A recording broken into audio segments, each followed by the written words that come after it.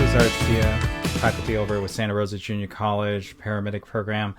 I'm here with our county medical director today, Dr. Mark Luoto. We're going to be talking a bit about pain management, something that we in the pre-hospital field do through a variety of different ways. And we thought it was a good idea to sort of have a few minutes to talk about the intricacies of making the right decision for which medication to use under which conditions and things to look out for and such. So, Dr. Luoto, why don't we first start off by just talking about pain management in general as it relates to the pre-hospital field? I think that our new protocols, as you see, start off with BLS and move into ALS. I think that a lot of the basic modalities of position and providing just some of the basic BLS kind of tasks are very important, but I think probably the most important is attitude. We are challenged with facing a lot of difficult patients, and I myself have had to deal with my own judgmental attitude. Putting my attitude aside has been really helpful. I have been handling the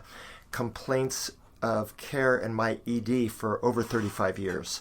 I read charts, and I'll have doctors who give very adequate pain medicine doses, but people don't feel cared for, and I know where that's coming from. I really want you to think about professionally challenging moments will be having a caring attitude. It makes a huge difference. Bottom line is you're seeing people in real pain, and so medications are going to come to play and should. Just looking at what we have fentanyl as our primary pain medicine right now. And Art, I think that we're going to probably still be using it 80 to 90% of the time. Okay. Yeah, and I think that that's what most of the medics are going to be comfortable with. It's something that we're familiar with. We have a lot of experience with that. Right. We can anticipate issues with that, and I think there's going to be a little bit of nervousness with the Toradol and with the ketamine use until we get comfortable with that. So when we talk about that, the gold standard for pain management is opioid analgesia. Mm-hmm. And one of the things that I love about fentanyl, it's effective, it's fast acting, it's inexpensive, it's easy to dose, and we're familiar with the dosing. We can titrate it, we can augment that, and it does not typically affect hemodynamics. It will affect your respiratory state, so we have to be careful about that. But we also have ready at hand a reversal agent. Correct. Narcan. So for that reason, I do expect that fentanyl will remain our go-to drug. The intranasal use is also extremely effective, and especially with children. For adults and children, the dose is really 1.5 micrograms per kilogram. It's half again the dose for the intravenous or intramuscular dose. So let's get to ketamine. Yeah. So ketamine is not a new drug. I am very happy that we're allowed to use it in California as a pain management tool. There is a study going on in Orange County to use it for excited delirium, and I expect that to be a positive trial study that we will eventually be able to adopt ketamine for that purpose. But this is a much smaller dosage for pain, and there's been a large number of hospital and pre-hospital studies that shows that ketamine is equipotent to morphine and fentanyl in terms of pain management. So I think for the moderate to severe pain, it's going to be fentanyl and or ketamine. Okay. Are there examples you might think of in your practice in which you might select ketamine over fentanyl? There are situations. We deal with people that come to our department on a chronic pain syndrome management plan where they may be taking 10 to 20 milligrams of Percocet or Norco 4 times a day, and they're going to need remarkably large doses of narcotic analgesia. Okay, great. So if the field medic is thinking about, I'd like to do a combination of fentanyl and a bit of ketamine for whatever their decision-making process, what should they be looking out for in terms of dosing? What they're trying to discourage using ketamine then and adding a narcotic on top of it. If you're going to go the ketamine route initially, you stay with that. Okay. And you might repeat a dose. Fentanyl does not work for everybody. Right. We have found that, and we sometimes give very large doses. That would be a perfect person to then follow a dose of fentanyl with a dose of ketamine.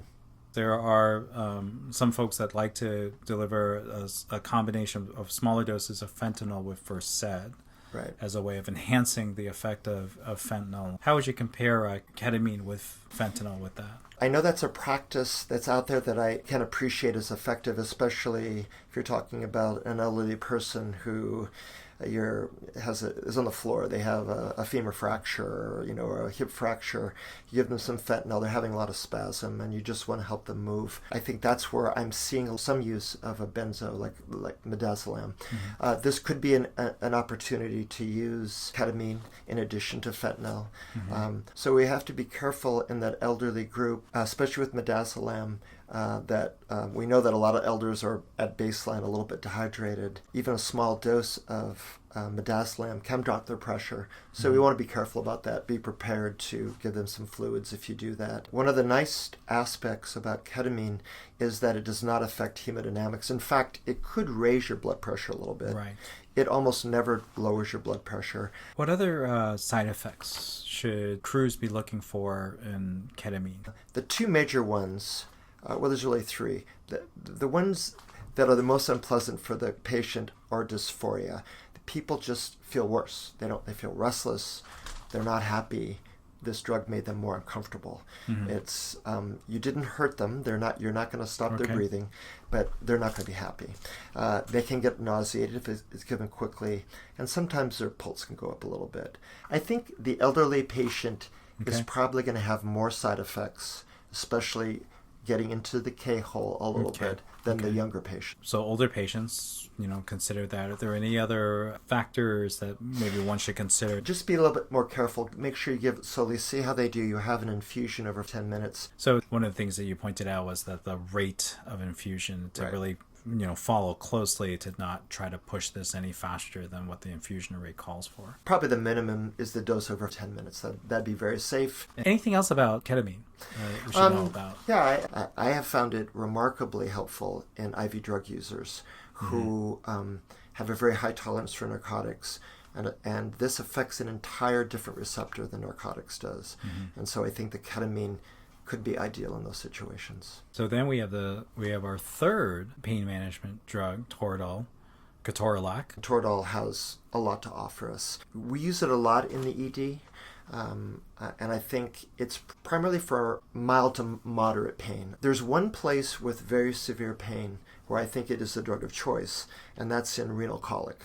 A lot of people will have recurrent renal stones, say, this is my kidney stone. I think it is probably the most effective drug and more effective than fentanyl. Yeah. And it can work in biliary colic too. What these nonsteroidals do is they prevent platelet aggregation, and therefore a lot of people that have abdominal pain coming in the field are going to end up in surgery. And so we're putting that as in a preclusion. Major traumas are preclusion. People with chronic kidney disease, active GI bleeding, pregnancy. There's a fairly relatively long list of contraindications. It is a very helpful drug.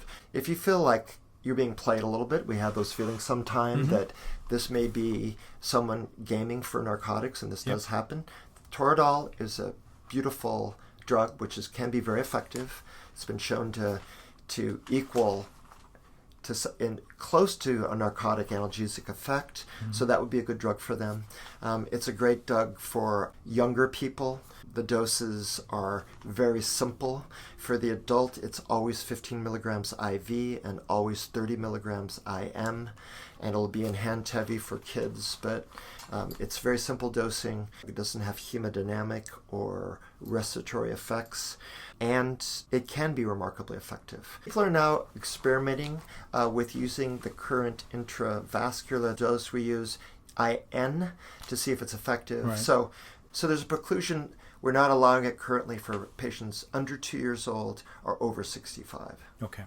But those are people that are fraught with chronic kidney disease that we don't want to bump their creatinines. Okay. So do you foresee any situations in which we would mix Toradol with another one of those two medications as part of a pain management? Yeah, I think you could do that. I think there would be no problem.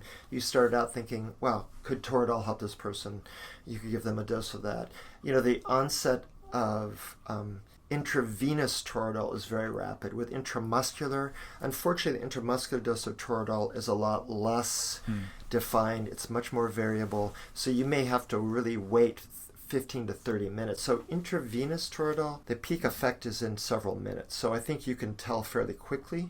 And if you're having someone with moderate pain that maybe is increasing, toradol's not helping, I think you could go to plan B. So let's talk a little bit, a couple of different situations where people might think about what they're going to use. So chest pain that's of cardiac origin. Fentanyl still the primary choice of drug for pain control. I would say that I have noticed, and occasionally in a little bit older cohort, that ketamine sometimes will raise the pulse a little bit. So I think it would not be indicated in a cardiac patient.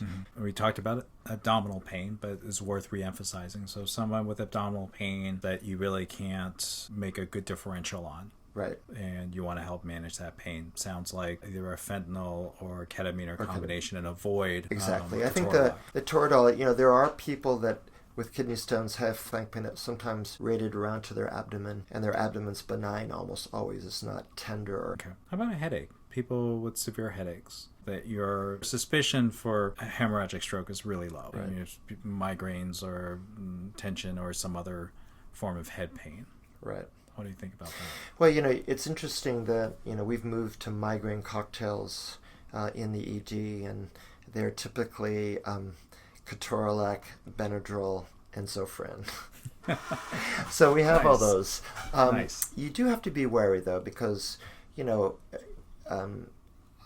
I always pause when I'm taking care of a headache patient. Am I at all worried about, an intracranial process like a bleed or subarachnoid hemorrhage? This may be a really good moment for ketamine. Actually, absolutely. You're not using a narcotic. You're using a medication that can be very helpful. And if you're going to go a non-narcotic route with a headache patient, I'd probably start with ketamine. Ketamine and Zofran, actually. The combination was, because those people are usually nauseated to begin with. Got it. People with chronic pain, let's say associated with back injuries or some musculoskeletal disorder, arthritis, it depends on what they're already taking as their primary PO med. Right. You have to give people on chronic narcotic analgesics large doses of narcotics to kind of begin to touch their pain in typical. So I do think that is a great place to try to consider using ketamine. Okay. Yeah. All right. So it sounds like we have one drug that we already know is tried and true. We're coming with fentanyl. And then we have ketamine that seems like a very good alternative in several situations. And toradol seems like it's a reasonable alternative, especially in patients with what sounds like kidney stones or some sort of colic disorder. But it has a lot more contraindications to look at least for now. Absolutely. And we'll define that and redefine some of that as we go forward. We really want to hear people's experiences, the good, bad, and the ugly. And, again, fentanyl is going to be the go-to because it is a go-to in medicine right now. And we are searching for effective alternatives to opioids, obviously. I mean, there's been studies that show that after surgery and after the initiation of oral opiates, when people leave hospitals, the longer they're on it, the more likely that they become addicted to it or problems with it and with dependence. And in our setting, it's still going to be fentanyl as the go-to, and I really want people to look for appropriate times to try these other medications, not only to see how effective they are and for feedback for us, but also to gain your own level of experience. Correct. Yeah. That's great. Well, thanks very much for your time today. Thank you. Appreciate it.